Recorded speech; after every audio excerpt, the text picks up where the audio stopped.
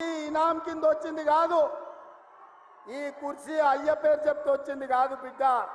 నల్లమల్ల అడవి నుంచి తొక్కుకుంటూ వచ్చి నీలాగటో నెత్తి మీద కాలు పెట్టి తొక్కి ఆ కుర్చీలో కూర్చోబెట్టి నువ్వు మా కార్యకర్తలు. ఇవాళ కుర్చీ ఉందంటే అది మా కార్యకర్తల త్యాగం. ఇవాళ కుర్చీ ఉందంటే మా కార్యకర్తల పోరాటం. ఈ కార్యకర్తలు వీళ్ళు నాకు అండగా నిలబడ్డంత కాలం, నన్ను భుజాల మీద మోసినంత కాలం, నువ్వు కాదు నిన్ను పుట్టించిన నీ అయ్య కాదు వాళ్ళ దేవుడు వచ్చినా ఈ కుర్చీని తాకలేరని నేను ఇవాళ చెప్పదలుచుకున్నా.